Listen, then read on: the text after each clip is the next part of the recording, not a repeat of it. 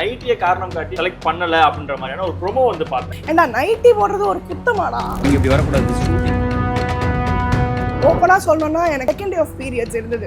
எனக்கு கொஞ்சம் இது போட்டுனா கம்ஃபர்டபுளா இருக்கும் அப்படிங்கிறதுனால நான் கேட்டேன் கிங். ஓகே சொன்னாங்களா? அப்படியே இருந்துக்காங்க, ஒன்றும் பிரச்சனை இல்லைன்னு சொல்லிட்டாங்க. இதுதான் சத்தியம். இடம் பொருள் ஏவல்ங்கிறத எங்க வேணா எங்க வரேன். This is who I am. Hey guys. மூணு ஜட்ஜஸ் சொல்லும்போது வெல் டிசர்வ்டு ஜட்ஜஸ். இவங்க ஜட்ஜஸா வந்ததுக்கு ரொம்ப நல்ல விஷயம். இந்த ப்ரோமோ வரும்போதெல்லாம் ஓகே ஆரி நல்லா கரெக்டா தெளிவா வந்து செலக்ட் பண்ணக்கூடிய ஒரு நபர். ஆரி அந்த பேர்ல தான் சார் நான் விழுந்துட்டேன். அவங்க எல்லாருமே நான் சொல்றேன்ல பப்பெட்ஸ் தான். கேட்டாங்க நீங்க என்ன நைட்டி போட்டு வந்திருக்கீங்க, அட்டென்ஷன் சீக்கிங்கா அப்படின்னு. என்னை விட நிறைய அட்டென்ஷன் சீக்கிங் பைத்தியங்கள்லாம் உள்ள தெரியுது. ஆக்சுவலா Bigg Boss the common man வச்சிருக்கேன். ஆனா இது காமன் மேனே கிடையாது. காமனே இல்லாத மேனை கூப்பிடுறது தான் காமன் மேன். இது சத்தியமான ஒரு மோனோபலைஸ்ட் ஜட்ஜ்மெண்ட். இப்போ ஆடுவியா அப்படின்னு கேட்குறாங்க. ஆடுவியா அப்படி பாடிண்டே ஆடுவியா அப்படின்னு அடுத்தடுத்த கொஸ்டின் கேட்டேன்னா எப்படி நான் என் ஸ்கில்ஸை காட்ட முடியும்? அவங்க வந்து ப்ரீ ஜட்ஜ்மெண்டடாக ஒரு 6 பேர் செலக்ட் பண்ணி வச்சுப்பாங்க. அவங்க தான் உள்ளே போகிறாங்கன்னு தெரியும். எதுக்கு மற்றவங்கள கூப்பிட்றேன்? ஸ்க்ரீன்ஷாட்டு காட்டுறேன் பாரு. நான் எந்த நிலைமையில பஸ்ஸில் ஏறியிருக்கேன் பார். நல்லா நல்லா நைட்டியை மடித்து கட்டிட்டு இந்த சந்தை ஃபிஷ் மார்க்கெட்டுன்னு வாங்கல, ஐயோ அதை வந்து என்னால் தாங்கவே முடியல. சரி இந்த புறம் நம்ம தேவையில்லாம ரிஜெக்ட் பண்ணிட்டோமோன்னு சொல்லிட்டு திருப்பி விஜய் டிவில இருந்து கால் பண்ணி அம்மா நாங்க அந்த மாதிரி உங்களை செலக்ட் பண்றோமா பிக் பாஸ் வாங்கன்னு சொல்லி ஷேர் பண்ணாங்க. ஆரோஸ்னேலுக்கு வணக்கம், நான் உங்கள் அஜித். ஸோ இன்னைக்கு நம்ம கூட யாரும் இருக்கேன்னு பார்த்தீங்கன்னா காமன் மேன் அப்படிங்கிற ஒரு நிகழ்ச்சி வந்தது. நைட்டியை காரணம் காட்டி நீங்க வந்து செலக்ட் பண்ணல அப்படின்ற மாதிரியான ஒரு ப்ரோமோ வந்து பார்த்தேன். அவங்க கிட்ட நிறைய விஷயங்கள் பேசலாம்னு சொல்லிட்டு டிவி பிக்கி அப்படின்றவங்க தான் இணைஞ்சிருக்காங்க. வணக்கம். வணக்கம் தம்பி. வணக்கம். எப்படி இருக்கீங்க? இருக்கேன், நல்லா இருக்கேன், சூப்பராக இருக்கேன், நிம்மதியாக இருக்கேன், ஜாலியாக இருக்கேன், ஹாப்பியாக இருக்கேன். அப்பாட விடுதலையாக இருக்கேன். விடுதலை என்ன சொல்கிறீங்க? எனக்கு என்னன்னா எனக்கு வந்து முன்னாடிலேருந்தே நான் உங்களோட வீடியோஸ்லாம் கொஞ்சம் பார்த்துருக்கேன். நீங்கள் பேசுகிற ஸ்லாங்காக இருக்கட்டும், நீங்கள் பேசுகிற விதம்லாம் எனக்கு ரொம்ப பிடிக்கும். சவுகார்பேட் போயிட்டு சாப்பிட்டது, அதுக்கப்புறம் கிச்சனில் நின்றுட்டு பாத்திரம் விளக்குறதெல்லாம் போடுறது, நான் இது எல்லாமே பார்த்துருக்கேன். அப்போ நான் வந்து என்ன நினச்சேன்னா ஓகே உள்ளே போகிறாங்கன்னா இது நல்லா இருக்கும், இவங்களோட ஸ்லாங் இவங்க பேசுறது நல்லா இருக்குன்னு சொல்லி சொல்லும்போது டக்குன்னு அந்த ப்ரொமோலேயே எனக்கு இந்த கண்டென்ட் முடிஞ்சு போச்சு.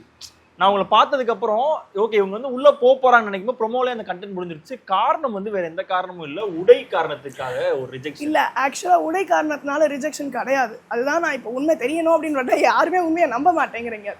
உடையினால ரிஜெக்ட் பண்ணுறது அப்படிங்கிறது வேற டாபிக். ஆனால் நான் இதை ஏன் சொல்லணும்னு நினைக்கிறேன்னா, ஒரு நைட்டி போட்டதுனால இப்போ அந்த சேனலில் இன்டர்வியூ கொடுக்குறோம், அதை கட் பண்ணி ஷார்ட்ஸாக போடுறாங்க. நான் என் சேனலில் போடுறேன். ஏன்னா நைட்டி போடுறது ஒரு குத்தமாடா? இப்போ நீங்கள் வீட்டில் தானே இருக்கீங்க, இதுதான் என் வீடு, நான் இப்படி தானே இருக்கேன், நான் நார்மலாக இருக்கணும் அப்படின்ட்டு இருக்கிறத நீ ஏன் அப்படி இருக்க, அவனை விடாதீங்க, அவனை கொல்லுங்க அப்படின்ட்டு வந்து ரொம்ப ஒரு நெகட்டிவ் கமெண்ட்ஸாக வருது. எனக்கு அதை வந்து it doesn't affect me anyway. But எதுக்கு சொல்ல வரேன்னா, என்னென்னவோ நடக்குது நாட்டில், அதை பற்றிலாம் பேசலாம் அப்படின்னு பார்த்தா ஒரு நைட்டி போட்டு நீங்கள் ஏன் காமெண்ட் பண்ண நீங்கள் சொல்லுங்கள் அப்படின்ட்டு ஒரு இன்டர்வியூ எடுக்க வந்த உள்ளாடைய வெளியில் போட்டிருக்கிற இது ஒரு பண்ணாத, இது ஒரு இன்டர்வியூ கேட்குறது, என்ன ஒரு பண்ணாத கலைக்க போகிறோம் இப்போ நம்மள. ஆனால் இதெல்லாம் ஒரு இஷ்யூவான்னு பேசுகிற மாதிரி தான் எனக்கு தோன்றுறது.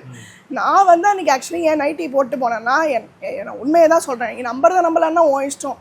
அன்றைக்கி காமன் மேன் கூப்பிடும்போது எனக்கு செகண்ட் டே ஆஃப் பீரியட்ஸ். சரியா, நான் வந்து அந்த நேற்று கூட இன்டர்வியூவில் ஸ்க்ரீன்ஷாட் காமிச்சிருந்தேன்ல, என்னால் பீரியட்ஸில் டாஸ்க் ஏதோ பண்ண சொல்லுவாங்க அப்படின்னு நினச்சி தான் பேண்ட் எல்லாம் போட்டுன்னு போனால் கம்ஃபர்டபுளாக இருக்காது, இப்படி எப்படியே காத்தாட போட்டுன்னு போகலான்னு சொல்லிட்டு கேட்டேன்.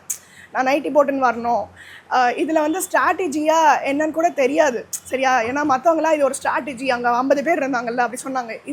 இது ஒரு ஸ்ட்ராட்டஜியாடா? எப்போ நைட்டி போட்டுறது ஒரு ஸ்ட்ராட்டஜியாச்சு கேட்டாங்களா? அப்பா டென்ஷன் ஆக்காதீங்கடா என்ன அப்படின்னு. ஆக்சுவலாக அதான் செகண்ட் டே ஆஃப் பீரியட்ஸ் இருந்தது. எனக்கு கொஞ்சம் இது போட்டுன்னா கம்ஃபர்டபுளாக இருக்கும் அப்படிங்கிறதுனால நான் கேட்டேன் டீம் கிட்ட. ஓகே சொன்னாங்களா? அவங்க வந்து என்ன சொன்னாங்கன்னா, நீங்கள் நைட்டி போட்டு வாங்க, பட் இருந்தாலும் ஒரு 2 செட் ஆஃப் அவுட்ஃபிட் எடுத்துகிட்டு வாங்க அப்படின்னாங்க. நான் அதையும் எடுத்துகிட்டு தான் போயிருந்தேன். எனக்கு என்னென்னா ஓப்பனாக சொல்லணும்னா எனக்கு இதுதான் ரீசன். எனக்கு பீரியட்ஸில் கம்ஃபர்டபுளாக இருக்கணும், டாஸ்க் எதாவது பண்ண சொல்லுவாங்கன்னா மடிச்சு கட்டிட்டு பண்ணிடலாம் அப்படின்னு சொல்லிட்டு தான் நான் அந்த மைண்ட் செட்டில் போனேன்.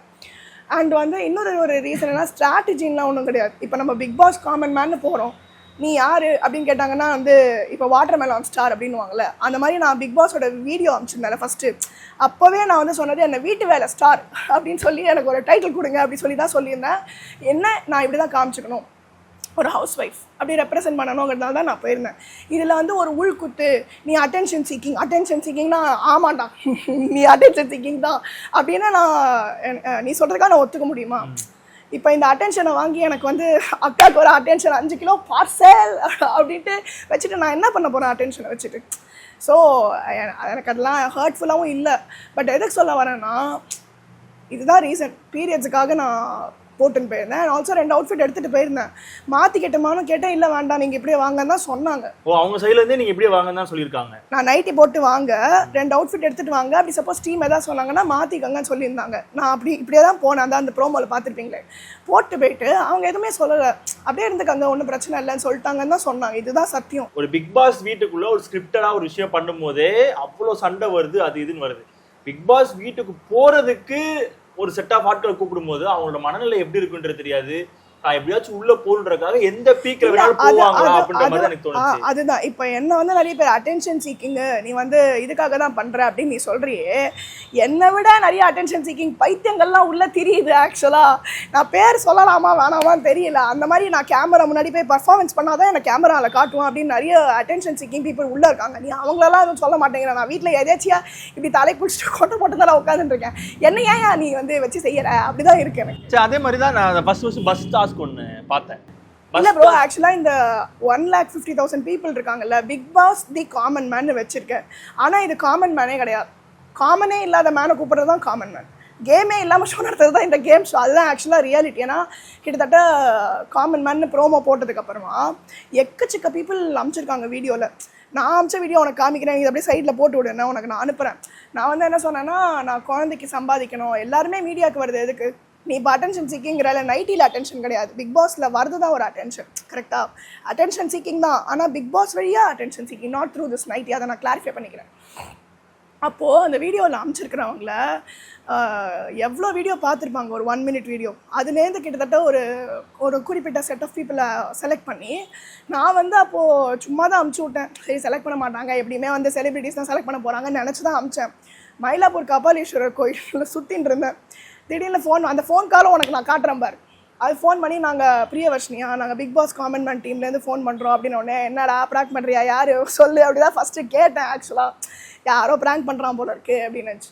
இல்லைங்க நிஜமாவே தான் பேசுகிறேன், பிக் பாஸ் காமன் மேன் டீம்லேருந்து. நான் கடுப்பாகி டென்ஷன் ஆகிட்டாங்களா 4 தடவை கேட்ட விட்டு. சரி நிஜமாவே கால் பண்ணுறாங்க போல இருக்குது அப்படின்னு சொன்னாட்டு, நீங்கள் ஃபஸ்ட்டு ரவுண்டு செலக்ட் ஆகிட்டீங்க அப்படின்னு உடனே, ஐயோ பகவானே நான் அடித்த வழி இங்கே கேட்டுச்சு, ஐயோ கடவுளுக்கு கேட்டுருச்சு அப்படின்ட்டு வந்து அந்த செகண்ட் ரவுண்டு செலக்ட் பண்ணாங்க. இந்த மாதிரி ஒரு ஜூம் கால் இருக்கும், நீங்கள் ஜூம் கால் பண்ணுங்கள்.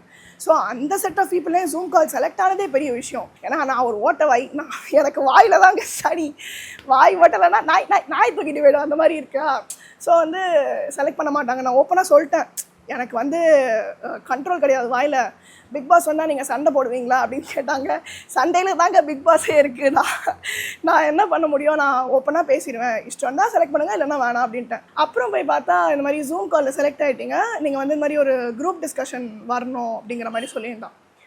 சரி அப்படின்னு பார்த்தாக்கா அதுக்குள்ளே எனக்கு கொஞ்சம் ஃபேமிலியில் பர்சனலாக அம்மா இந்த மாதிரி தவறி போயிட்டாங்க. பட்டு எங்கள் ஃபேமிலியிலே வந்து இந்த பிக் பாஸ் ட்ரோல்லாம் முன்னாடி போட்டுட்டு இருந்தேன். அப்போலேருந்தே எங்கள் ஃபேமிலிக்கு வந்து மீடியாவில் நான் பண்ணுறது இன்ட்ரெஸ்ட் இல்லை. கொஞ்சம் கன்சர்வேட்டிவான இவங்களில் சொல்கிறேன், we are coming from, I don't want to call the caste name and all, but we are from a very conservative family. But நான் அப்படி கிடையாது. ஆனால் நான் அப்படி கிடையாது. அந்த மாதிரி குரூப் டிஸ்கஷன் கூப்பிட்ட அன்னைக்கு தான் எங்கள் அம்மா தவறி போயிட்டாங்க. இப்போ பேசும்போதே எனக்கு ஒரு மாதிரி ஆகிடுது. ஏன்னா எங்கள் அம்மாவோட கிரெமட்டோரியமில் இருக்கும்போதே எனக்கு கால் வந்து, நீங்கள் எனக்கு வருவீங்களா? ஏன்னா ஆக்சுவலாக அன்றைக்கி தான் ஷூட் இருந்தது குரூப் டிஸ்கஷன். அதுக்கு முந்தின நாள் ஃபோன் பண்ணியிருந்தாங்க, கன்ஃபார்மாக வருவியான்ட்டு. இல்லைங்க எங்கள் அம்மா தவறி போயிட்டாங்க, நான் வரமாட்டேன் அப்படி சொல்லிட்டு வச்சுட்டேன். இல்லைங்க ஃபோன் பண்ணுறாங்க, நீங்கள் வர முடியுமா அப்படின்ட்டு. எனக்கு வந்து என்றாது அப்படி தான் இருக்கு. ஏன்னா எவ்வளோ சென்சிட்டிவான ஒரு விஷயம். நான் வரல விட்டுருங்க அப்படிங்கிறேன். நீங்கள் வந்து 1 மணிக்குள்ளே வந்தீங்கன்னா உங்களுக்கு சான்ஸ் இருக்குது அப்படிங்கிறாங்க. எங்கள் அம்மாவோட பாடியை 12 மணிக்கு தான் எரிக்கிறாங்க. அது எனக்கு அதுவே ஒரு மாதிரி, என்னடா இது இவங்க இவ்வளோ கான்டென்ட்டுக்காக யூஸ் பண்ணிப்பாங்களா அப்படிங்கிற மாதிரி ஒரு மாதிரி ஆயிடுச்சு எனக்கு. But at end of the day I also understood that they are also media people. அவங்களுக்கும் ஒரு கான்டென்ட் தேவைப்படும், அவங்களோட வேலையை பார்க்குறாங்க. நான் குத்தமே சொல்லலை, they are doing there job absolutely. ஆனால் நான் வரலங்க, என்னால் முடியாது அப்படி சொல்லிட்டு வச்சுட்டேன். அப்புறமா வந்து ஆனால் அன்னைக்கு நான் சொன்னேன், உங்களால் வேறு ஏதாவது டேட்டு ஃபிக்ஸ் பண்ண முடிஞ்சதுன்னா நான் வரேன். At the end of the day life has to go on. I'm that kind of person only. சரி ஓகே பிரியவர்ஷினி, நான் பார்த்துட்டு சொல்கிறேன் அப்படின்னாங்க. நிஜமாவே காலும் பண்ணாங்க. அடுத்த நாள் வந்து இந்த மாதிரி இப்போ வர முடியுமா உங்களால் குரூப் டிஸ்கஷன் கேட்டாங்க. அப்பாடா சரி ஓகே, வேறு டேட் கொடுத்துருக்காங்க. எல்லாருக்குமே ஒரு ஆசை தானே. இப்போ நானுமே என்ன கேட்குறேன்னா, இப்போ உன்னை பிக் பாஸ் கூப்பிட சொன்னா நீ போவியா? போல. அதாவது எல்லாருக்குமே ஆசை இருக்குல்ல. எண்ட் ஆஃப் த டே ஏன் போவேன்? அதுதான் சொல்றேன். நான் இப்பயும் அதான் ஓப்பனா சொல்றேன். எண்ட் ஆஃப் த டே நான் வந்து ஒரு ஆசை, ஒரு வந்து அதாவது எண்ட் ஆஃப் த டே மணி, அதை வச்சு பணம் சம்பாதிக்கிறதுக்கான ஒரு வழி அந்த இடத்துல வந்து அது வந்து அட்டென்ஷன் சீக்கிங்னு சொன்னா அதுக்கு என்ன பேரு சொல்லு? இல்ல அதுதான் சொல்றேன். இப்ப அங்க இருக்க எல்லாருமே எனக்கு வந்து பிக் பாஸ் போறதுக்கு ஆசை, எனக்கு வந்து பிக் பாஸ்க்குள்ள இருக்கணும்னு ஆசைன்னு சொல்லும் போது, யாராச்சும் ஃப்ரீயா 100 நாள் உள்ள இருக்கீங்கன்னா யாருமே இருக்க மாட்டாங்கல்ல. ஆசைனா ஃப்ரீயா போய் 100 நாள் உள்ள இருக்கலாம்ல. இல்ல ஆசைங்கிறத தாண்டி அது ஒரு நமக்கு ஒரு பிளாட்ஃபார்ம். அதான் நம்மளோட பிளாட்ஃபார்ம். அது நம்ம அதை வந்து யூஸ் பண்ணிக்க போறோம். நாளைக்கு நமக்கு அது ஒரு லைஃபா வந்து கிடைக்கும். நாளைக்கு பின்ன உன ஐயோ நீங்க அந்த காம்பேர் தானே, அந்த அஜித் தானே நீங்க அப்படி சொன்னா உனக்கு ஒரு குட்டி ஹாப்பியா இருக்கும்ல. அது மாதிரி தான் நாளைக்கு நான் ரோட்ல போறேன் இப்போ கூட கேட்பாங்க பிவிபிக்கு தானே நீங்க. எனக்கு வந்து அப்பாடா சரி நம்ம ஏதோ ஒன்று லைஃப்ல பண்ணியிருக்கோம் அப்படின்னு தெரியும். அதுக்காக தான் நான் பிக் பாஸ் சரி குரூப் டிஸ்கஷன் வாங்கினாங்க, நான் ஒரு சான்ஸ் கிடைச்சிருக்கேன். அதனால நானும் அது மாதிரி நினைச்சுதான் குரூப் டிஸ்கஷன் ஓகேவா நான் போறேன் அப்படி சொல்லிட்டு டிஸ்கஷன்ல பார்த்தா ஃபர்ஸ்ட் செஷன் யாரோ வந்திருக்காங்க ஒரு 100 பேர் அந்த ஜூம் காலில் தாண்டி. அது முடிஞ்சிருச்சு, என்னால் அன்றைக்கி போக முடியல. செகண்ட் பேட்ச்சில் வந்து ஒரு 15 பேர் வந்திருந்தாங்க அந்த இவிபி ஃபிலிம் சிட்டியில். போகிறச்சு என் ஃப்ரெண்டு பிரேம்குமார், அவனை மட்டும் நான் மறக்கவே மாட்டேன், என் தெய்வம் அவன். அதனால் அவன் தான் வந்து ட்ராப் பண்ணி காத்தால் அவன் ரொம்ப மீடியாக்காக ஹெல்ப் பண்ணியிருக்கான். தேங்க்ஸ் டா பிரேம், இதை மறக்காமல் போடுங்க. ஸோ அவர் வந்து நான் ட்ராப் பண்ணி இந்த மாதிரி இது பர்ஃபார்ம் பண்ணு, பிரச்சனை நான் மட்டும் கால் பண்ணு அப்படின்னா. ஏன் சொன்னான் தெரியுமா? ஏன்னா எனக்கு வாயில் சரின்னு உனக்கு தெரியும். சரி குரூப் டிஸ்கஷன் போனால் ஒரு 5 பேர் ஒன்றா உட்காந்துக்கிட்டு 2 பேட்சாக அமைச்சாங்க. First 5 second 5. ஃபஸ்ட்டு 5ல் போனவங்கலேருந்து யாருமே செலக்ட் ஆகல.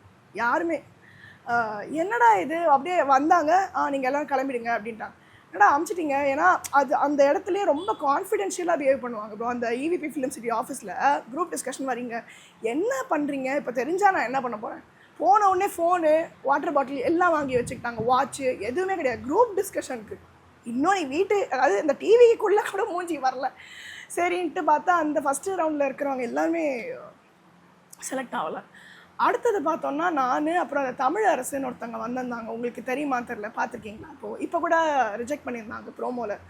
அந்த பையன் நான் அப்புறம் வேறு ஒரு 3 பேர் இருந்தாங்க. அந்த குரூப் டிஸ்கஷனில் சத்தியமாக நினச்சி என்னை ரிஜெக்ட் பண்ணிவிடுவாங்க அப்படின்னு, கிளம்பிடலாம் அப்படின்னு பார்த்தா 5 பேரில் வந்து 3 பேர் அந்த குரூப் டிஸ்கஷன் வெளியில் வந்ததுன்னா தான் தெரியும் உண்மை என்னட்டு. அந்த 3 பேரும் நல்லா பேசினாங்க, அவங்க 3 பேரையும் ரிஜெக்ட் பண்ணிட்டாங்க. அந்த நடுவில் உட்காந்துட்டு இருந்த பொண்ணு வந்து என்ன டாபிக்னா love marriage versus arranged marriage இப்படி தான் பேசினாங்க. நான் எனக்கு தோணி அதை பேசினேன், அவங்களை வெளுத்து விட்டேன் நான். ஏன்னா அரேஞ்ச்டு மேரேஜ் தான் தெய்வம் அப்படின்னு பேசினாங்களா, எனக்கு அது டென்ஷன் ஆயிடுச்சு. சரின்னு சொல்லிட்டு அவங்க 3 பேர் ரிஜெக்ட் பண்ணிட்டாங்க. நானும் இந்த பையன் அந்த ரூமில் உட்கார வச்சுட்டு நீங்கள் 3 பேர் வாங்க அப்படின்னு சொல்லிட்டு அமுச்சு விட்டாங்க போல இருக்குது. நீங்கள் 2 பேர் வாங்க, நீங்கள் 2 பேர் அடுத்த ரவுண்டுக்கு போகிறீங்க அப்படின்னு. அவனுக்கு ஒரு பர்சனல் இன்டர்வியூ, எனக்கு ஒரு பர்சனல் இன்டர்வியூ. சரி செலக்ட் ஆகிட்டோமா அப்படின்னு பார்த்தா அடுத்தது ஒரு பர்சனல் இன்டர்வியூ வச்சு ஒரு 5 பேர் பேனல் வச்சு இந்த மாதிரி நீங்கள் ரொம்ப ரிபெல்லா அப்படி கேட்டாங்க. நீங்கள் கான்டென்ட் கொடுப்பீங்களா? யாராச்சும் இப்படி கேட்பானா கான்டென்ட் கொடுப்பியான்ட்டு? அப்போ அவங்களுக்கு உனக்கு அதுலேருந்து என்ன புரியுது நீ சொல்லு. கான்டென்ட் கொடுப்பியான்னு பர்சனல் இன்டர்வியூவில் கேட்டால் அதுக்கு என்ன அர்த்தம்? இல்லை அது வந்து எப்படின்னா அது அவங்களோட வேலையா கூட இருந்திருக்கலாம். இந்த கேள்விகள்லாம் கேட்க சொல்லி அவங்களோட மேலிடத்துல இருந்து இல்லை கான்டென்ட் கொடுப்பியான்னா என்ன அர்த்தம்னா யார் கான்டென்ட் கொடுப்பாங்களோ அவங்கள தான் செலக்ட் பண்ணுவாங்கன்னு அர்த்தம். சரியா? நான் சொன்னேன் கான்டென்ட் கொடுக்கறதுக்கு என்ன இருக்கு, என்னோட இதுதான். 50 கண்டஸ்டன்ஸ் வந்து நம்மளும் ஃபர்ஸ்ட் ப்ரோமோவில் பார்க்கும்போது எல்லாரும் நிற்கிறாங்க. ஒரு பஸ் டாஸ்க்கு, அதுக்கப்புறம் சேர் டாஸ்க்லாம் போயிட்டே இருக்குது. ஸோ இதெல்லாம் எப்படி ஆர்கனைஸ் பண்ணி அதெல்லாம் எப்படி அங்கே வந்து நீங்கள்? இல்லை ஆக்சுவலாக அந்த டாப் 50 வரைக்கும் வந்ததே அவங்க வந்து ரெக்கார்ட் பண்ணிவிட்டு நாங்கள் இதில் காட்ட மாட்டோம் அப்படி தான் சொன்னாங்க. டாஸ்க் வச்சு தானே யார் திறமையானவங்கன்னு செலக்ட் பண்ணோம். கிட்டத்தட்ட ஒரு ஒரு ஒரு நிறைய கனவோடு வந்திருக்காங்க. ஃபோட்டோகிராஃபர்ஸ், வீடியோகிராஃபர்ஸ் எத்தனை பேர் தெரியுமா? அந்த டாப் 50 நான் கூட சத்தியமாக நினச்சேன் காமன் மேன் தான் இது நிஜமாவே மனசார மக்கள்லாம் செலக்ட் பண்ணியிருக்காங்க. ஆனால் இது சத்தியமான ஒரு மோனோபலைஸ்ட் ஜட்ஜ்மெண்ட். அவங்க வந்து ப்ரீ ஜட்ஜ்மெண்டடாக ஒரு ஜட்ஜ்மெண்டெல்லாம் ஒரு 6 பேர் செலக்ட் பண்ணி வச்சுப்பாங்க. அவங்க தான் உள்ளே போக போகிறாங்கன்னு தெரியும். இது எனக்கு இப்போ வெளில வந்தோட தான் தெரியும். அவங்க தான் போக போகிறாங்கன்னா எதுக்கு மற்றவங்கள கூப்பிட்றேன்னு, எதுக்கு மற்றவங்களோட ஸ்கில்ஸை காமிச்சு அது காமிச்சு ரிஜெக்ட் ஆனால் கூட பரவாயில்ல, நீ பாடுவியா அப்படின்னு கேட்குறாங்க. ஆடுவியா அப்படி பாடிண்டே ஆடுவியா அப்படின்னு அடுத்தடுத்த கொஸ்டின் கேட்டேன்னா எப்படி நான் என் ஸ்கில்ஸை காட்ட முடியும்? பேக் டு பேக் அப்படியே வச்சு எல்லா சைட்லேருந்தும் ஒரு ஆரோ. ஸோ இந்த 6 பேர் யாருன்னு எனக்கு உள்ளே போயிருக்காங்க, நீ ப்ரோமோவில் பார்த்தாலே தெரியும். அப்புறம் பார்த்தா எல்லாரையும் ஒரு இதில் கூப்பிட்டு வச்சு வந்தாங்க, இது ஒரு டாஸ்க்கு, நீங்கள் அந்த பஸ் டாஸ்க்கு பார்த்தீங்கல்ல. நான் வந்து சரி நிஜமாவே பிக் பாஸ் அக்னி பரீட்சை ஸ்டார்ட் ஆகிடுச்சு, கமான் வேணும் அப்படின்னு சொல்லிட்டு நான் ஒரு இதுவாக போய் நான் பார்த்தா 50 பேர் லைனாக நிற்கிறாங்க 2 பஸ்ஸு. இந்த டாஸ்க்கில் சொல்லியிருப்பாங்கல்ல காமாட்சி அக்கா அவங்களாம், பஸர் அடிச்சா விட்டு ஓடணும், பஸர் வெளில வந்தா விட்டு இறங்கிடணும் அப்படின்னாங்க. நான் ஏதோ சரி 10 நிமிஷம் இருக்கும் போல இருக்குது அப்படின்னு நினச்சி பஸர் அடித்தா நான் உனக்கு ஒரு ஸ்க்ரீன்ஷாட்டு காட்டுறேன் பாரு, அதை வந்து நான் மன்னிக்கவே மாட்டேன் தான். இங்கே பார், இதை நீ அப்படியே அந்த இதில் போடு, உனக்கு அனுப்பிச்சி விட்றேன். நான் எந்த நிலமையில் பஸ்ஸில் ஏறியிருக்கேன் பார். நல்லா நைட்டியை மடித்து கட்டிட்டு அப்படியே அச்சு பிடிச்சிட்டு இந்த சந்தை ஃபிஷ் மார்க்கெட்டுன்னு ஐயோ அது வந்து என்னால் தாங்கவே முடியல. அப்படியே அடிச்சு பிடிச்சின்னு ஏன் சொன்னாங்கன்னா 36 சீட்டு தான் இருக்கும் அப்படின்னு சொன்னாங்க. நிஜமாவே டாஸ்க்கு நினச்சிட்டோம் எல்லாரும். ஆனால் கைஷடையா 36 சீட்டை நீங்கள் கொடுத்து எல்லாருமே செலக்ட் பண்ணுறதுக்கு எதுக்கு அந்த கேம்?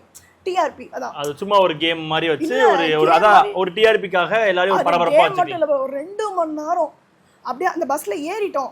ஏறினாலும் அடிச்சு பிடிச்சி ஆக்சுவலி அந்த பஸ்ஸில் ஒரு 30-25 பேரும் வந்தாங்க, இந்த பஸ்ஸில் இருந்தாங்க. நான் வந்து சரி செலக்ட் ஆனால் ஊபர் பிடிச்சி திருப்பி வீட்டுக்கு வந்துடலாம் அப்படி தான் நினச்சேன். அடிச்சு பிடிச்சி அதாவது கையெல்லாம் அப்படியே உடச்சி சம்யுக்தா அப்படிங்கிறவங்களுக்குலாம் அப்படியே தள்ளி விட்டு அவங்களுக்கு கையில் அடி காலில் அடி. எதுக்கு அந்த ஒரு வெறி? எனக்கு அந்த மாதிரிலாம் கிடையாது. நான் இப்படி தான் சொன்னேன், செலக்ட் ஆனாலும் ஓகே அப்படின்றேன். சில பேருக்குலாம் பிக் பாஸ்னு ஒரு வெறித்தனமாக ரத்தத்தில் ஊறி இருக்குது அப்படின்வாங்கள்ல. அடிச்சு பிடிச்சி பஸ்ஸில் ஏறி உட்காந்தா எனக்கு சீட்டு கிடச்சிச்சு, நான் லாஸ்ட்டில் ஓடி போட்டேன். அப்புறம் பார்த்தா எல்லாம் மடியில் வந்து உட்காந்துக்கிறாங்க. என்னடா ஆம்பளை மாட்டிலாம் பரவாயில்ல மடி மேலே வந்து உட்கார்ற அப்படின்ட்டு அந்த வடிவேலோட வட காமெடி பார்த்துருக்கியா, அப்படி பேப்பர் படிச்சுட்டே மடியில் உட்காருவேன் அந்த மாதிரி உட்காந்துக்கிறான். என்ன இவ்வளோ ஒரு வெறி அப்படின்னே புரியல. எனக்கு என்ன மனசா இல்லைன்னா அப்படியே டைம் லேப்ஸில் போட்டாங்க பாரு ப்ரோமோவில். அப்போ நாங்கள் வந்து 3 மணி நேரம் இருந்ததெல்லாம் நான் ஒரு எபிசோடாக போடுவாங்கன்னு நினச்சேன். பட் அது அப்படியே ஒரு இதுவாக பண்ணி டாஸ்க்குன்னு தான் நினச்சோம். கடைசியில் பார்த்தா செட்டுக்குள்ளே போயிட்டு எல்லாருமே செலக்டடு, எவனுமே இறங்கலையே பஸ்ஸில். சரி நாங்களும் அதுவும் கிவ் அப் யாராவது சொல்லிடுவாங்க, எல்லாருக்குமே அந்த பிக் பாஸ் உள்ள போனோம்னு சொல்லிட்டு எல்லாருமே ரொம்ப டஃப்பாக விளையாடினாங்க. ஆக்சுவலாக அதில் இறங்கி வந்து பார்த்தா விட்டு அப்பா ஐயோ அப்படி ஆயிடுச்சு. ஸோ அந்த பஸ் டாஸ்க் எதுக்கு நான் சொல்ல வந்தேன்னா, அவ்வளோ கஷ்டப்பட்டு கடைசியில் நீ வந்து அது டாஸ்கே இல்லை. அதுதான் எனக்கு மனசு ஆரம்பிச்சு. இல்ல முதல் 2 டாஸ்க்குமே டாஸ்க் இல்ல தானே, சேட் டாஸ்க்குமே வந்து டாஸ்க் கிடையாது. அதுக்கு எதுக்குடா இப்படி பண்றீங்க? அதுவாச்சும் ஒரு எபிசோடா போட்டுருந்தீங்கன்னா எல்லாருக்கும் ஒரு சான்ஸ் கிடைச்சிருக்கும். ஏன்னா இப்போ என்னன்னா எங்களுக்கு அது வரைக்கும் நாங்க வந்து ஜட்ஜஸையோ ஆங்கர்ஸ் யாரையும் பார்க்கல. அதுக்கப்புறம் தான் மாயா அவர்கள் வந்து உள்ள வந்து பேசிட்டு கொடுத்துட்டு போனாங்க. அதுக்கப்புறம் தான் நமக்கு அந்த டைரக்டா அந்த ரியாலிட்டி ஷோக்குள்ள போகும்போது இல்ல ரியாலிட்டி ஷோக்கு போறதுக்கே அந்த 45 பேருமே இல்ல ஒரு 36 சீட்ஸ் தான் இருக்குன்னா அது அந்த டாஸ்க் எதுக்குன்னு தான் எனக்கு புரியல. அது வந்து ரொம்ப தப்பு ஆக்சுவலாக. அப்போ வந்து விளையாடினவங்களுக்குலாம் நியாயம் நான் எனக்குன்னு சொல்ல. இப்போ அந்த சம்யுக்தாலாம் நிஜமாவே she gave a very big fight. இந்த ஆஷா அவங்கெல்லாம் பார்த்தேன்னா அவங்களுக்கு சீட்டே கிடைக்கலாம். அவங்க பாவம் பிளைண்ட் ஃபோல்ட் பண்ணிகிட்டே சுற்றிக்கிட்டு இருந்தாங்க. என்னடா இது நீ கண்ணியை கழட்டலையா இன்னும் அப்படின்ட்டு. ஸோ எதுக்கு சொல்லாங்கன்னா இந்த டாஸ்க்லாம் வச்சு நியாயம் அது கிடையவே கிடையாது. அப்போ நீங்கள் வந்து you wanted to train out the energy. அதுவுமே வந்து நாங்கள் யோசித்தோம், இல்லை நம்மளோட எனர்ஜெட்டிக்காக இருக்காங்களா இல்லையான்னு பார்க்குறாங்களா, எவ்வளோ தாக்கு பிடிப்பாங்க அப்படின்ட்டு. பட் எனக்கு அது ரொம்ப ஒரு மாதிரி ஆயிடுச்சு. நான் வந்து வீட்டுக்கு வரும்போது மணி 11:30 12:30 அந்த ஹோட்டலடா நாளைக்கு நான் ஷூட் போக மாட்டேன் அப்படின்ட்டேன். அப்புறம் பார்த்தா அடுத்த நாள் அவங்க ஃபோன் பண்ணி நீங்கள் இன்றைக்கி ஷூட்டுக்கு வர வேண்டாம், ஒரு நாள் உங்களுக்கு ரெஸ்ட் கொடுத்து தெளி வச்சு அடிப்போம் அப்படின்ட்டு அடித்தா. அதான் அந்த இன்ட்ரடக்ஷன் ஷூட். அதுக்குமே நான் கேட்டேன். நான் அந்த 50 பேர் உட்காந்துட்டு இருந்தோம்ல, அங்கே வந்து ஒருத்தங்க கேட்டாங்க நீங்கள் என்ன நைட்டி போட்டு வந்திருக்கீங்க, அட்டென்ஷன் சீக்கிங்கா அப்படின்ட்டு. நான் எதுக்கு போய் மற்றவங்கள்ட்ட ஃபர்ஸ்ட் ஆஃப் ஆல் ஒரு என்னோட எக்ஸ்ப்ளனேஷன் கொடுக்கணும்? எனக்கு நான் யாருன்னு I know, why should I go and give explanation to all these people அப்படின்னு தான் தோணிட்டு. அதுவுமே நான் சொன்னேன் அட்டென்ஷன் சீக்கிங்காக கிடையாது, எனக்கு பீரியட்ஸ் அதுதான் மெயின் ரீசனு. இன்னொன்று வந்து எனக்கு I want to represent my self as a house wife. அது கூட நீ வச்சுன்னு போய்க்கோ, ஐ டோன்ட் கேர் அந்த மாதிரி சொல்ல வரேன். இப்போ நீங்கள் கேட்டிங்கல்ல ஒரே ஒரு கேள்வி, அத்தனை பேருமே வந்து சாரீ போட்டு ஒரு டிரான்ஸ்ஜெண்டர் அக்காலாம் வந்துருந்தாங்க, பியூட்டிஃபுல்லாக ஒரு சாரீ போட்டு ஹேர்லாம் பண்ணி. இல்லை இப்போ நிறைய பேரோட காஸ்டியூம்ஸுமே அவங்களோட கம்ஃபர்ட் ஜோனுக்கு ஏற்ற மாதிரியும் அவங்கள டிவியில் எப்படி காமிச்சுக்கின்றதுக்காக ஒரு சில உடைகள் அணிஞ்சாங்க. ஸோ அதுல வந்துட்டு நம்ம வந்து உன் ட்ரெஸ் வந்து இங்க வந்து கம்மியா இருக்கு இங்க அதிகமா இருக்குன்னு சொல்லி அவங்க கிட்ட யாருமே சொல்லவே கிடையாது. நீ ஏன் முட்டி வரைக்கும் ட்ரெஸ் போட்டிருக்க, நீ ஏன் கை வரைக்கும் உன் கை தெரியுது, உன்னோட செஸ்ட்ல கொஞ்சம் கீழே, அந்த மாதிரி அவங்க யாருக்குமே சொல்லவே இல்லை. யாருமே போயிட்டு உன் க்ளீவேஜ் தெரியுது, உன்னோட அண்டர் ஆர்ம்ஸ் தெரியுது யாருக்குமே சொல்லி, அப்ப என்ன மட்டும் ஏன் வந்து கேக்குறீங்க? ஏன் நீங்க மட்டும் தான் எனக்கு ஃபுல் கவரேஜ்ல தேங்க்ஸ் தல. அதாவது எனக்கு இது கம்ஃபர்டபுளா இருக்கு. இது எனக்கு தெரிஞ்ச டீசென்ட்டான ஓட தான். ஆக்சுவலா வந்து ஃப்ராக் போட்டதுமே டீசென்ட்டான ஓட தான். அவங்களுக்கு கம்ஃபர்டபுளா இருக்கு பண்றாங்க. இப்போ நான் என்ன சொல்ல வரேன்னா, நீ என்ன வந்து கொஞ்சம் கிளாமா ட்ரெஸ் பண்ணிக்கோனா என்னால முடியாது. எனக்கு அது கம்ஃபர்டபுள் கிடையாது. அதனால நான் தப்பானவள் ஆயிடுவேனா? ஜட்ஜஸ் பத்தி சொல்லுங்க. இல்ல அதான் அந்த 50 பீப்புள் முடிச்சாவிட்டு அடுத்த நாள் தான் ஆக்சுவலா என்ட்ரி ஷூட் ஒருத்தவங்களா. இப்போ நீங்க ப்ரோமோல பாக்குறீங்கல்ல, எனக்கு அப்பயே என்ன தோணுச்சுன்னா, அந்த பஸ் டாஸ்க்லயே சில பேர் கேமரா முன்னாடி நின்று அப்படின்லாம் பெர்ஃபார்ம் பண்ணி அவங்க they wanted to be the face of Bigg Boss. எனக்கு அது மாதிரி கிரிஞ்சு பண்ணவங்களெல்லாம் சுத்தமாகவே பிடிக்கல. எதுக்கு இந்த வேலை அப்படிதான் இருக்கு. அது அந்த இதுலேயே நான் நினச்சேன் இவங்கெல்லாம் கன்ஃபார்மாக செலக்ட் ஆகிடுவாங்க அப்படின்ட்டு. அது யாரெல்லாம் செலக்ட் ஆனோன்னு நினச்சோமோ அத்தனை பேரும் வெளில வந்துட்டாங்க. எதுக்கு ரிஜெக்ட் பண்ணாங்க, என்ன நடந்துச்சு, எதுவுமே தெரில. ஆனால் எங்களுக்கு வந்துட்டு ஜட்ஜஸ் அந்த 3 ஜட்ஜஸ் சொல்லும் போது நிறைய விமர்சனம் வந்து வெல் டிசர்வ்டு ஜட்ஜஸ், இவங்க ஜட்ஜஸா வந்ததுக்கு ரொம்ப நல்ல விஷயம். அதாவது இந்த ப்ரோமோ, இந்த நிகழ்ச்சி நடத்துறதுக்கு முன்னாடி இந்த ப்ரோமோ வரும்போதெல்லாம் ஓகே ஆரி நல்லா கரெக்டா தெளிவா வந்து செலக்ட் பண்ணக்கூடிய ஒரு நபர். ஆரி அந்த பேர்ல தான் சார் நான் விழுந்துட்டேன் அப்படின்னு. ஆக்சுவலி நல்ல ஜட்ஜஸ் தான் இருக்கலாம் மேபி, பட் அவங்க எல்லாருமே நான் சொல்றேன்ல பப்பெட்ஸ் தான். In front of the channel உனக்கு என்ன இன்ஸ்ட்ரக்ஷன் வருதோ, இப்போ நான் ஒன்று கேட்குறேன் ப்ரோ, இப்போ நீ 2 பெர்ஸ்பெக்டிவ் இருக்குது. நான் வந்து இப்படி ஒன்று போடுறேன்னு வச்சுக்கோ, என் கேமராவில் இப்படி போடுறேன் அப்படின்னா எனக்கு இப்படி பார்த்தா 6, உனக்கு அப்படி வந்து பார்த்தா 9. 6 வந்து நீ 6ஆ பார்க்குறியா 9ஆ பார்க்குறியாங்கிறது நீ எந்த சைடில் இருக்கேன்னு தெரியறது பொறுத்து தானே இருக்குது. இப்போ நான் வந்து என்னை செலக்ட் பண்ணணும்னு நினச்சிருந்தாங்கன்னு வச்சுக்கோங்க, ஓ மை காட் வாவ் நீ நைட்டி போட்டு வந்திருக்க பாரு ஸ்டேஜில், என்ன ஒரு கான்ஃபிடென்ட்டான பர்சன், இப்படி தானே பேசிப்பாங்க. என்னை அன்செலக்ட் பண்ணணும், ரிஜெக்ட் பண்ணணும் அப்படின்னு சொல்லிட்டு இல்லைல்ல இது ஒரு அட்டென்ஷன் சீக்கிங் அப்படிங்கிறாங்க. இதுவே நீ வேறு மாதிரி அந்த பண்ணி தானே ஆரிலாம் என்ன பேசியிருப்பாரு, மா இதுக்கெல்லாம் ஒரு பெண்ணுக்கெல்லாம் ஒரு ஒரு தைரியம் வேணும், தமிழால் பேசுகிறவர் தானே அவர். இதுவே இப்படி பேசியிருந்தாங்கன்னா, இந்த மாதிரி செலக்ட் பண்ணணும்னு ஆசைப்பட்டிருந்தாங்கன்னா இப்படி பேசியிருப்பாங்க. கரெக்டாக இல்லையா? இதுக்கெல்லாம் ஒரு தைரியம் வேணுமா, நீங்கள் ஹோம் மேக்கர் மற்ற ஒரு பொம்மநாட்டிலாம் ரெப்ரசென்ட் பண்ணுறீங்க தானே பேசியிருப்பாங்க. இப்போ இதுவே நான் அன்செலக்ட் பண்ணாதான் இப்படி பண்ணுவாங்க தான் எனக்கு கழுவி ஊற்றி நீ அட்டென்ஷனுக்காக தான் வந்திருக்க, நைட்டி வந்து உனக்கு ஒரு பகடக்காயாக யூஸ் பண்ணுற அப்படி இப்படிலாம் பேசி பிறந்த குழந்தை அப்படி இருக்கும், நீ இப்படி ட்ரெஸ் பண்ணுவியாலாம் கேட்டா அங்கே கேட்டாங்களா? ஆமாம். யாரு? பூரி காரி அந்த மாதிரி நானி கொடிராணி பாட்டு. எனக்கு அதுதான் டென்ஷன் ஆயிடுச்சு. இப்போ வரைக்கும் நீங்க வந்து யூடியூப் காரங்களுக்கே சொல்றேன், உனக்கும் அதான் சொல்றேன், ஜட்ஜஸ் மன்னிப்பு கேட்கணுமா அப்படின்னு மட்டும் போடுறீங்களே தவிர்த்து எதுக்காக மன்னிப்பு கேட்கணும்னு நீங்க போட்டீங்களா? இந்த நைட்லயே உள்ள போலாம் தான் சொன்னாங்க அவங்க. நான் அடுத்த நாள் வந்து எனக்கு போட்டோ அனுப்புங்க எந்த நைட்டின்னு கேட்டாங்க. நான் போட்டோடயே அனுப்பிச்சேன், இது இந்த நைட்டில் தான் வர போறேன். சரி வாங்க ஒன்றும் பிரச்சனை இல்லைன்னு தான் சொன்னாங்க. சேனலே உங்க நைட்டியோட தான் பிரசன்ட் பண்ண சொல்லியிருக்காங்க அவங்க சொல்லல, நான் கேட்டேன். இல்ல அதான் அப்ப அவங்க ஓகே சொல்லிட்டாங்களா? இல்லன்னா ஓகே, அதுதான் எனக்கு புரியல. இவரே குண்டு வச்சு இவரே எடுக்கிறதுக்கு நான் கேட்க தானே செஞ்சேன் சேனல் கிட்ட, நான் நைட்டில வரேனான்ட்டு. அந்த 34 டோக்கன் நம்பர் கொடுத்தாவிட்டு நான் போனேன். போகும்போதே வந்து எடுத்த உடனே இதெல்லாம் நான் தெலுங்கு பிக் பாஸ்ல பாத்திருக்கேன்னு அப்படின்ட்டு வந்து மாயா. இது எனக்கு ரொம்ப டென்ஷன் ஆயிடுச்சு. உள்ள வரும்போதே ஒரு ப்ரொஜெக்ஷனோட தான் உள்ளே கூட்டி வந்தாங்க. ஆக்சுவலா நானும் இன்னொரு பொண்ணு தான் சேர்ந்து வந்தோம். எல்லாரையுமே தனித்தனியாக தானே இன்டர்வியூ எடுத்தேன். என்ன மட்டும் ஏன் அந்த பொண்ணோட சாவை பார்த்தா நல்லா ஃபார்மலாக ஒரு கோட்டு போட்டு, அவளும் she's a good contestant Kamali அப்படின்னு சொல்லிட்டு, அவங்க பாரு கோட் ஷூட்டில் வந்திருக்காங்க, இவங்க பாரு நைட்டியில் வந்திருக்காங்க. யாருக்கு இப்போ நீ சொன்னதான் கம்ஃபர்டபுளாக என்ன இருக்கோ அதில் வந்திருக்கும். அது வந்து ஒரு பெரிய இஷ்யூ ஆக்கி அதுக்கப்புறமா நேத்திக்கும் நான் சொன்னேன், என் பேர் பிரியா வர்ஷினி. இன்டர்வியூலுமே அதான் சொன்னாங்க, ஹாய் பிரியவர்ஷினி, உங்களோட பேர் கொஞ்சம் டிஃப்ரெண்ட்டாக இருக்கே அப்படின்னு. நான் சொன்னேன், பிரியதர்ஷினின்னா பாசத்தை பார்க்குறவ, பிரியவர்ஷினின்னா பாசத்தை அப்படியே பொழிவா மழையா, அதனால என்னோடய பேர் யூனிக்காக இருக்குது அப்படின்னாக்கா அதுக்கு ஒரு கமெண்ட் மாயா அப்படின்னா இல்லையா, பிரியவர்ஷினி நிறைய கேள்விப்பட்டிருக்கேன் நான் அப்படின்ட்டு. ஆரி ப்ரோ வந்து ஹாய் பிரியவர்ஷினி அப்படின்னா நான் வந்து அப்பாடா பேர் நல்லா சொல்லிட்டீங்க, ஒரு காமெடியில் வரும்ல பேர் கேட்டால் அவங்க குஷி ஆகிடுவாங்க அப்படின்ட்டு. அது மாதிரி எனக்கு பேர் நல்லா சொன்னாங்கன்னா ஒரு மாதிரி ஆகிடும். அதில் ஒரு பிரச்சனையை பண்ணி சொப்பா அதெல்லாம் பேசினாலும் எனக்கு டென்ஷன் ஆகுதுங்க, நாடி நரம்பலாம் அந்த மாதிரி. ஒன்று நான் திருப்பி ஜட்ஜஸ் அப்பாலஜைஸ் பண்ண சொல்கிறது என்னென்னா, நான் ஒரு பெரிய அப்படிங்கிறதுனால நான் காமிக்கிறதுக்காக கிடையாது. எனக்கு அது ரொம்ப ஹர்ட் ஆகிடுது. இப்போ நான் கூட தான் சொல்லலாம், இப்போ மாயா வந்து பித்துக்குடி மாதிரி பிஹேவ் பண்ணுறான்னு வச்சுக்கோங்க, ஒரு கேமரா முன்னாடியோ இல்லை அவளோட யூடியூப் சேனலில். நான் வந்து போயிட்டு அவளை அப்படி சொன்னால் அவளுக்கு எப்படி இருக்கும்? இல்லை நீ ரொம்ப கிரிஞ்சாக பிஹேவ் பண்ணுற, you need mental therapy, please go to some psychiatrist அப்படி சொன்னான்.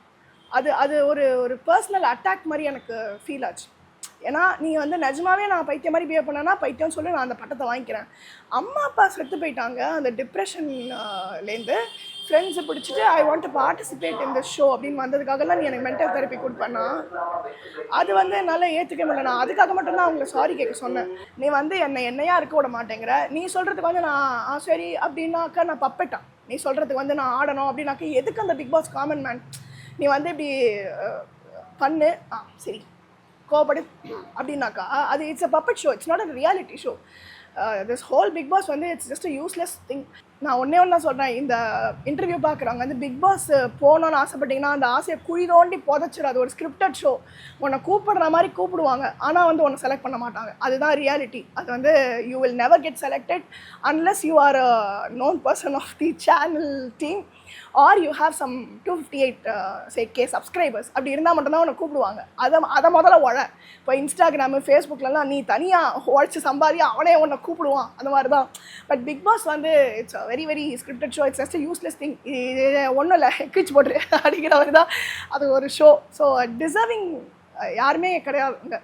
ஸோ கடைசியா ஒரே ஒரு கேள்வி, இந்த ஒரு கேள்வியோட நம்ம வந்து இந்த நேர்காணல் வந்து முடிச்சுக்கலாம். என்னன்னா இவ்வளோ பேசிட்டீங்க, இவ்வளோ சொல்லிட்டீங்க, ஒருவேளை இப்போ இந்த வீடியோலாம் பார்த்ததுக்கு அப்புறம் சரி இந்த புறம் நம்ம தேவையில்லாம ரிஜெக்ட் பண்ணிட்டோமோன்னு சொல்லிட்டு திருப்பி விஜய் டிவில இருந்து கால் பண்ணி அம்மா நாங்க அந்த மாதிரி உங்களை செலக்ட் பண்றோமா பிக் பாஸ் வாங்கன்னு சொல்லி ஷேர் பண்ணா அது கிளம்பிடுவாங்க.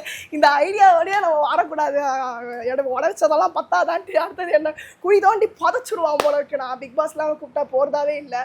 I have my own life. Please அவரோட லைஃப்பை பார்த்துட்டு இதில் வந்து உங்களை லைஃப்பை தொலைச்சிடாதரா பிள்ளைங்களா அதான் கேட்க அப்படின்ட்டு I will not go for show. Especially this Big Boss Vijay TV. Maybe வேறு ஏதாவது சேனலில் இது மாதிரி கூப்பிட்டாங்க நான் போவேன், தவிர்த்து இந்த ஷோக்கு நான் கட்டாயம் போக மாட்டேன். தப்பு ஆனால் தம்பி தப்பு அதுதான் எனக்கு. Okay thank you so much.